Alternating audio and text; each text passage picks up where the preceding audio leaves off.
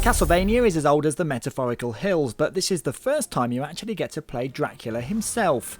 The game starts off with Dracula's castle getting attacked, which also serves as a tutorial where you learn how to use all your powers. Eventually your castle is overrun and a lot of exposition tells the story of the Belmonts, and eventually puts you back into the shoes of Dracula as you wake up in the present day with 0 powers. Soon enough though, you're sent on a mission in the present day which involves stealth gameplay, which sort of feels at odds with the God of War style gameplay you were introduced to in the prologue.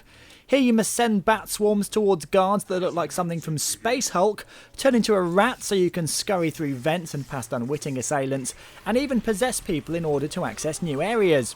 Using the assistance of the White Wolf, you'll also find yourself transported to your castle and other gothic areas back in the past, where the gameplay is more what you'd expect, which is whipping, slicing and punching the blood out of everything that stands in your way in order to proceed.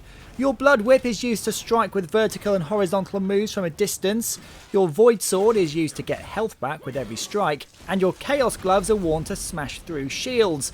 And these can all be leveled up with points so you can perform nifty new moves and combos during combat. You can also fire projectiles such as ice shards to enemies in combat and parts of the environment.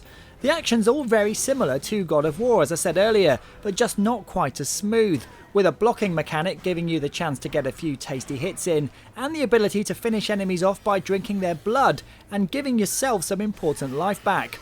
What's odd though is how you fill up your void and chaos meters. As you kill things, they drop orbs which you then have to hold LS or RS down to collect. In the middle of combat this can actually be very frustrating as you try to gather energy in order to attack but get hit in the process. It's actually very annoying at times, particularly during boss fights when your meter is reset back to 0 and you're caught in a loop of trying to gather magic when you really should be just beating the crap out of everything.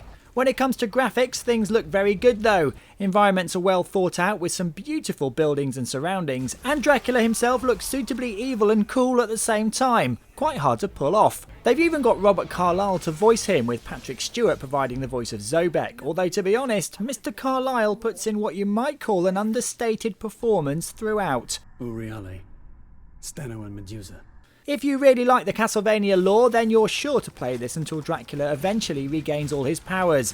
It's just a pity that you spend so long doing that in a game where you're so powerful at the beginning, and then it's all taken away.